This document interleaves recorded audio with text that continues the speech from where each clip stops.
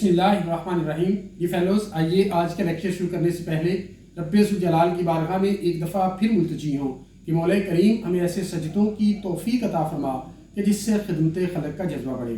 یہ فیلوز، آج جو اہم ٹاپک ہم ٹیک اپ کرنے جا رہے ہیں وہ ہے لے پالک بچے کی شرعی و قانونی حیثیت اور اس کے حقوق. یہ فیلوز، یہ ایک لانگ سٹینڈنگ کوئری تھی جس کا آنسر نہیں مل رہا تھا، لیکن ایک latest judgment honourable Lahore high court Lahore کی آئی جو آنریبل کورٹ کی ویب سائٹ پر موجود ہے اور اس کا نمبر ہے 2023 LHC 7114. یہ فیلوز، اس ججمنٹ کے اندر لے پالک بچے کی شرعی و قانونی حیثیت اور اس کے حقوق کے متعلق سیر اصل گفتگو کی گئی ہے، اور آپ کے ذہن میں جو سوالات ہیں لے پالک بچے کی قانونی و شرعی حیثیت کے متعلق سے ان کو ایڈریس کیا گیا ہے. جن سوالات کو ایڈریس کیا گیا ہے پہلے میں آپ کے سامنے رکھتا ہوں. یہ کویسچن فارمولیٹ نہیں کیے گئے لیکن اس ججمنٹ کے اندر ان کو آنسر ضرور کیا گیا ہے، تو فار یور کنوینئنس میں نے فارمولیٹ کیے ہیں، وہ پہلے آپ کے سامنے رکھتا ہوں، پھر ون بائی ون اس ججمنٹ کی روشنی میں ہم ان کے آنسر لیتے ہیں. یہ فیلوز، پہلا کویسچن ہے کہ کیا اسلام بچے کو اڈاپٹ کرنے کی اجازت دیتا ہے؟ نمبر 2، لے پالک بچے کی ولدیت اس کے نیچرل بایولوجیکل فادر کے نام سے لکھی جائے گی یا کہ اڈاپٹیو فادر کے نام سے لکھی جائے گی؟ نمبر 3، اگر بچے کی پیرنٹیج نون ہو تو اس کی ولدیت کیا لکھی جائے گی، اور اگر ان نون ہو تو اس کی ولدیت کیا لکھی جائے گی؟ نمبر 4، شریعت کے مطابق لے پال بچے کا لیگل ایفیکٹ کیا ہوگا؟ نمبر 5، اگر لے پالک بچے کو کوئی اڈاپٹ نہ کرے تو پھر اس کی ذمہ داری کس پر آتی ہے؟ نمبر 6، کیا پاکستان میں اڈاپشن کے حوالے سے کوئی قانون موجود ہے؟ اگر قانون موجود ہے تو وہ کیا ہے؟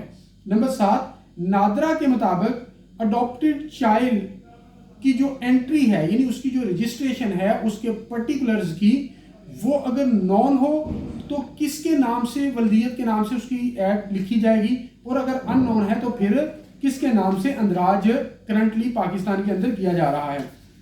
جی فیلوز، اگر پہلے سوال کی بات کریں کیا اسلام بچے کو اڈاپٹ کرنے کی اجازت دیتا ہے، تو اسلام نے کسی بچے کو اڈاپٹ کرنے سے حوالے سے کوئی پروہیبشن نہیں کی، ممانعت نہیں کی، بلکہ جب اسلام کی تاریخ ہم پڑھتے ہیں، قرآن مجید، احادیث اور تاریخ اسلام کو پڑھتے ہیں تو ہمیں بہت ساری اگزامپل اس کے اندر ملتی ہیں کہ جہاں پر بچوں کو اڈاپٹ کیا گیا.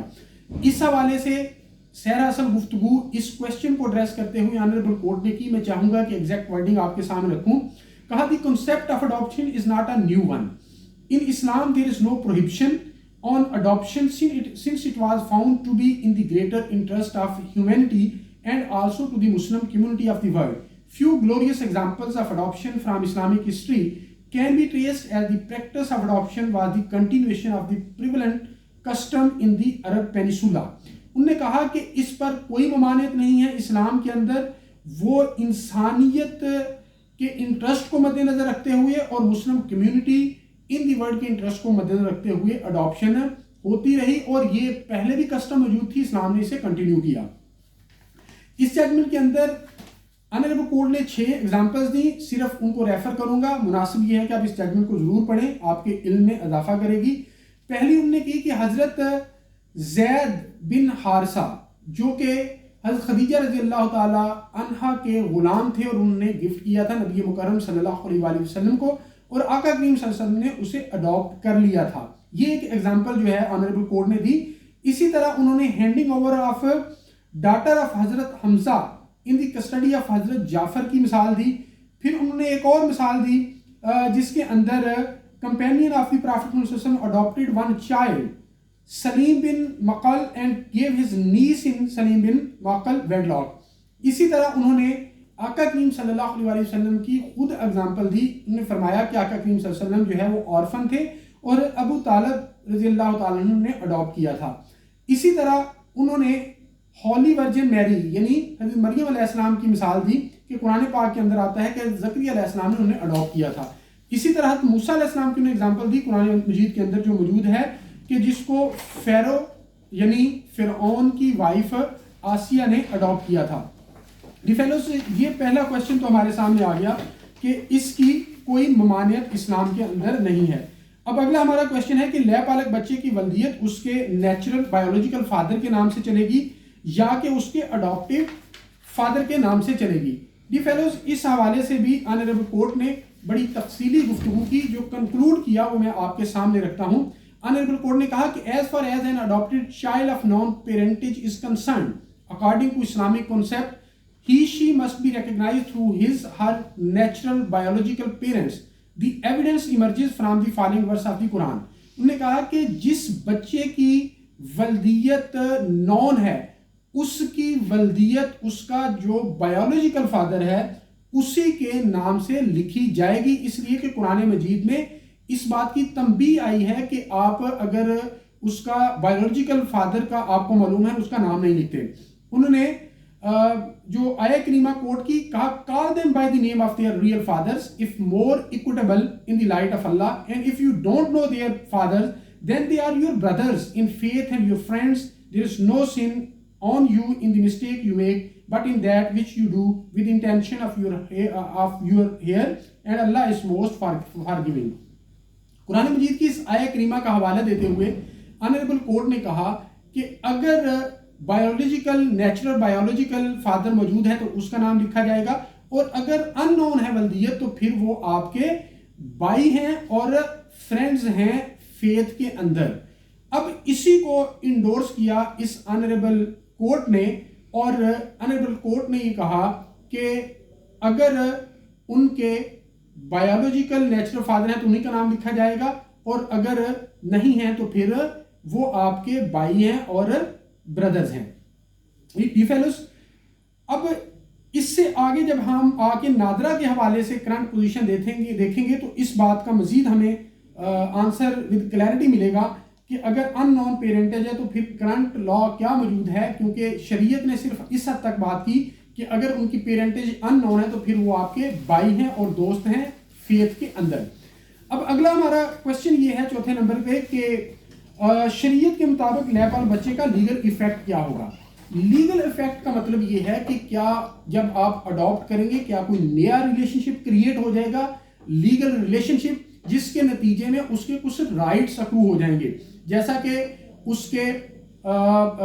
کو کچھ وراثت کے اندر حصہ ملنا شروع ہو جائے گا، یا کچھ ایسے رشتے جو کہ اس پر حلال تھے تو اس پر حرام ہو جائیں گے. اس طرح کی چیزوں کیا کوئی ایسا لیگل ایفیکٹ آئے گا یا نہیں آئے گا. لیکن کیٹاگوریکلی اس ججمنٹ کے اندر یہ کہا گیا کہ اس اڈاپشن کے نتیجے میں کوئی لیگل کانسیکوینس نہیں ہوگا.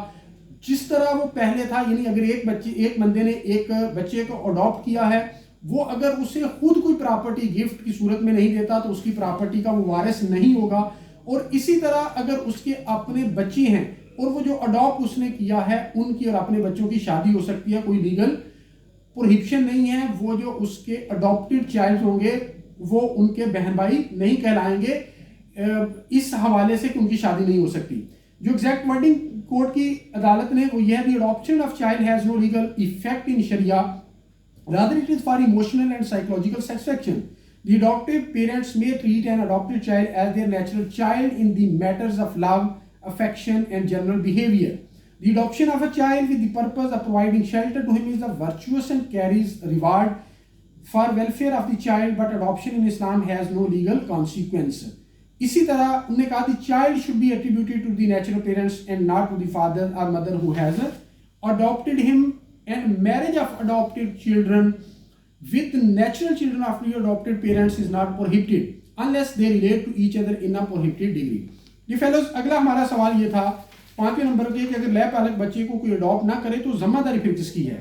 یہ فیلوز اسی ججمنٹ کے اندر آنریبل کورٹ نے یہ کہا کہ اگر کوئی انہیں اڈاپٹ نہیں کرتا then it is the responsibility of the society and the state. Exact wording میں آپ کے سامنے رکھتا ہوں: in this modern era the responsibility of the adopted children falls on the society and the state which work together for the welfare of its people, especially the children. Quran repeatedly emphasizes the good conduct for the upbringing of orphans, as the rights of such orphan children have been made the duty of the society.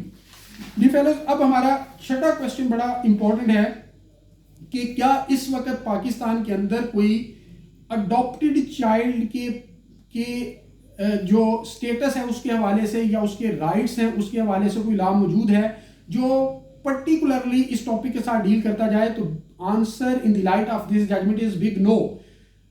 اور جو یہاں پہ لا موجود ہے جس کے ذریعے یہ اڈاپشن کی جاتی ہے وہ آنریبل کورٹ نے کہا گارڈینز اینڈ وارڈز ایکٹ 1890 ہے. وہ کیا کہا آنریبل کورٹ نے, میں آپ کے سامنے رکھتا ہوں کہ until now no law in Pakistan addresses the issue of adoption. However, the process of adoption is carried out in the name of custody of the person of the child under the Guardian and Wards Act.